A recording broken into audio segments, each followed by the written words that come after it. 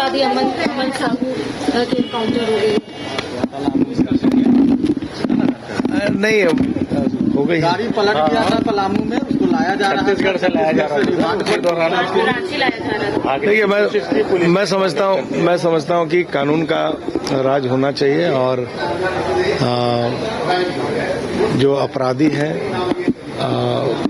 उन्हें कानून के रास्ते अगर कैसे एक्सीडेंट हुआ, इनकाउंटर हुआ कि एक्सीडेंट हुआ मुझे गाड़ी का एक्सीडेंट हुआ, उसके बाद इनकाउंटर हुआ।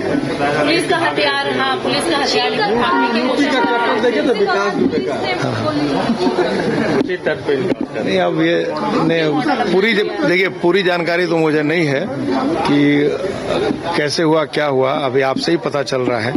लेकिन मुझे लगता है कि प्रदेश में शांति रहनी चाहिए, शांति व्यवस्था बनी रहनी चाहिए और विधि व्यवस्था भी बनी रहनी चाहिए। मुझे ऐसे राज्य में जो लॉ एंड ऑर्डर की स्थिति है विरंची जी, उसको कैसे देख रहे हैं? लगातार नहीं, विधि व्यवस्था का संकट है, इसमें कोई शक नहीं है। पूरे राज्य में जो विधि व्यवस्था जिस तरह से होनी चाहिए उसमें काफी कमी है और मैं सरकार से आग्रह करता हूं कि इस पर गंभीरता से सरकार चिंतन करे, विचार करे, नहीं तो झारखंड बचेगा नहीं। मेरे अपने बोकारो विधानसभा क्षेत्र में ही मैं देख रहा हूं कि जो अपराधी हैं वो बेलगाम हैं, वो रंगबाजी करना शुरू कर दिए। अब वहां पे एक मेडिकल कॉलेज वहां पे आ रहा है, उसने काम शुरू किया तो अपराधी वहां जा रहे हैं और कह रहे हैं कि भाई काम मुझे दो, गिट्टी ईंट और बालू का सप्लाई मैं करूंगा।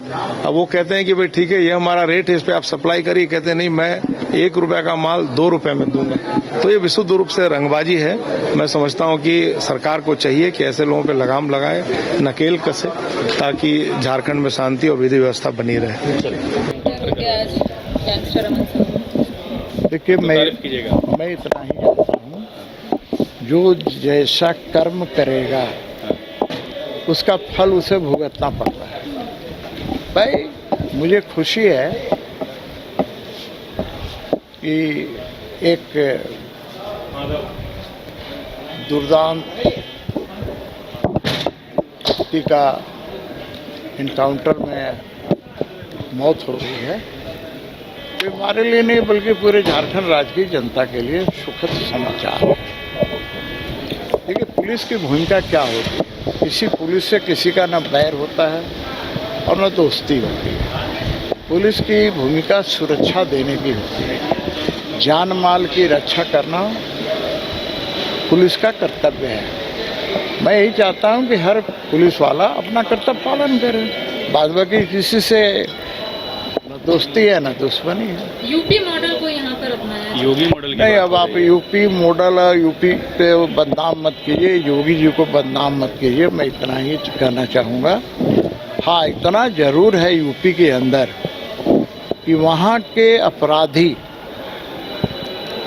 आपने देखा है नहीं देखा, मैंने तो देखा है और आपके समाचार मीडिया के माध्यम से ही देखा है कि गले में कि मुझे जेल में डाल दो, मुझे मत मारो का भीख मांगते हुए नजर आते हैं। ये सरकार का इकबाल का प्रतीक होता है। चाहे तो है ना कि पूरे देश के अंदर योगी जी का इकबाल है, योगी जी का डर है, चाहे कोई हो, कोई भी अपराधी हो।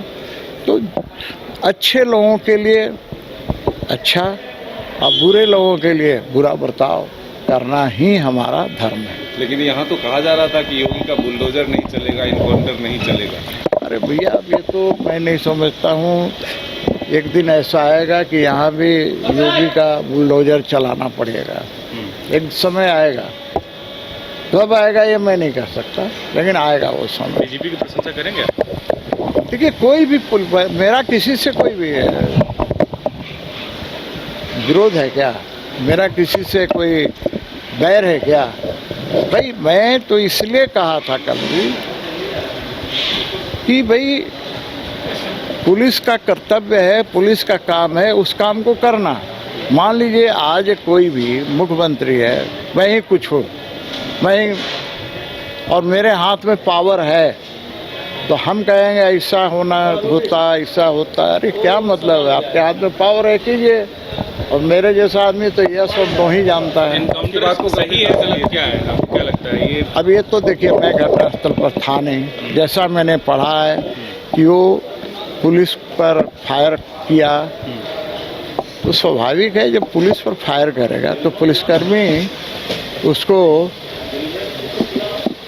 अगरबत्ती थोड़े दिखाएंगे।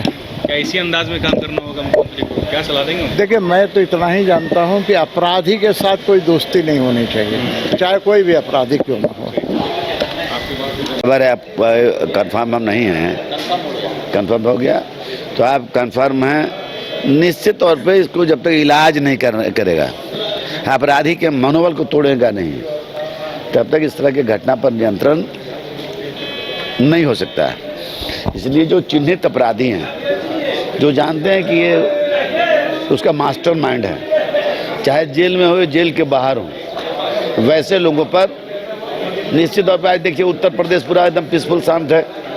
यहाँ भी ज़रूरत है इस तरह के निर्णय लेने के लिए। अगर इस तरह के निर्णय जब तक नहीं लेगी सरकार, तब तक घटनाएं को कोई रोक नहीं सकता है। सरकार की ही नहीं है। अब एक आदमी जा रहा है रास्ते में, कहीं पर कोई चला दे, हम लोग अपोजिशन में हैं, लेकिन इस बात को जरूर ध्यान देना पड़ेगा कि वैसे लोगों को चिन्हित करके उस पर कार्रवाई जब तक नहीं करती है सरकार, तब तक ये सरकार के लिए एक सबक बना रहेगा। इसलिए निश्चित तौर पर लागू होना चाहिए। हुआ नहीं तो कर दीजिए, आप नहीं कीजिए तो जो लोग बेचारा पढ़ा लिखा आदमी, DGM या कोई ऑफिसर है या कोई भी बस आई है, पढ़े लिखे लोग मेहनत करके आगे बढ़ता है, और वैसे टारगेट करके वो किसी की हत्या कर देना, ये साधारण बात नहीं, बहुत बड़ी घटना है।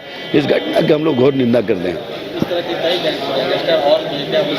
निश्चित तौर पर मैंने कहा कि जितना गैंगस्टर है राज्य हित में, जनता के हित में, इस उद्योगपतियों के हित में, पूंजीपतियों के हित में, गरीबों के हित में, जो बैठ करके खाली टेलीफोन पर पैसा मांगने का काम करता है, मेहनत कोई करे और पैसा कोई राज कोई भोगे, नहीं चलने वाला है। इसलिए माननीय मुख्यमंत्री जी से मैं कहूँगा, व्यक्तिगत तौर पर भी मिलकर कहूँगा कि ऐसे लोगों पर जब तक सख्ती से नहीं निपटिएगा, सख्ती से कार्रवाई नहीं कीजिएगा, तब तक राज्य के भला होने वाला नहीं। पुलिस की कार्रवाई जो हुई है वो आप सही कहना है। गैंगस्टर अमन साहू को एनकाउंटर कर दिया जाता है और लॉ एंड ऑर्डर को लेकर लगातार सवाल उठ रहे थे, क्या कुछ कहिएगा? एनकाउंटर हो गया है अमन साहू। देखिए, हमारे आदरणीय हेमंत सोरेन जी का गवर्नमेंट है और इन गवर्नमेंट में बहुत सुलझा हुआ व्यक्ति हैं, बहुत ही गंभीरता से लेते हैं, और निश्चित रूप से आदरणीय हेमंत सोरेन जी के नेतृत्व में ये सब चलेगा नहीं, न्याय मिलेगा सभी को। और ऐसे जो भी हैं, इसको इनके राज्य में नहीं चलेगा ये सब। कुख्यात गैंगस्टर अमन साहू को एनकाउंटर कर दिया गया है, आप लॉ एंड ऑर्डर को लेकर लगातार सवाल उठ रहे हैं, इस एनकाउंटर को कैसे देखते हैं? ये एक फेक इनकाउंटर है और जनता का ध्यान भटकाने के लिए इनकाउंटर किया गया है।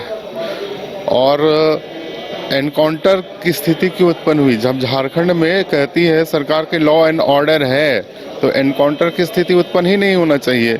सदन में माननीय विधायक कल्पना सोरेन जी ने कहा है कि सरसों के खेतों में भूत है, लेकिन मैं प्रश्न करता हूं कि जब आपने सरसों के खेतों में भूत कहा है, लेकिन सरसों में ही अगर भूत हो जाए तो आम जनमानस क्या करेगा?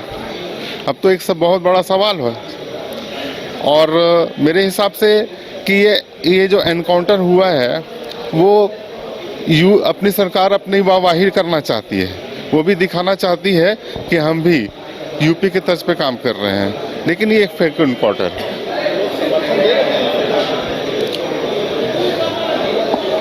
देखिए, समर्थन फेक इनकाउंटर का समर्थन क्या देंगे?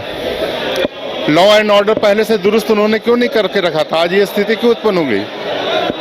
मेरा तो सवाल ये है। हुआ अमन साहू पुलिस की गोलियों से ढेर, पूरी घटना को कार्रवाई को किस तरीके से? देखिए, क्राइम होता है और जो क्राइम करता है उस पर वारंट होती है। अब मैटर किस तरह का था, कैसे इसको ले जा रहा था, कहाँ घटना हुई है, ये तो प्रशासन ही बता सकती है। लेकिन ये सब काम निंदनीय काम है। प्रजातंत्र में ऐसा नहीं होना चाहिए। प्रजातंत्र में कानून है और कानून के तहत उसको अरेस्टिंग हुआ था, लेकिन किस तरह से काउंटर हुआ, किस परिस्थिति में काउंटर हुआ, ये तभी नहीं कहा जा सकता है विशेष वस्तु से जानकारी। आप लोग मांग कर रहे थे कि योगी मॉडल अपनाए, अब तो हेमंत सिंह योगी मॉडल नहीं, योगी मॉडल जो क्राइम करता है, योगी तो यही किया, जो क्राइम किया उसको वार पिक किया, बस। अगर वो सही है तो सही है, अगर क्राइमर मारा गया तो सही मारा गया, सीधा बात है।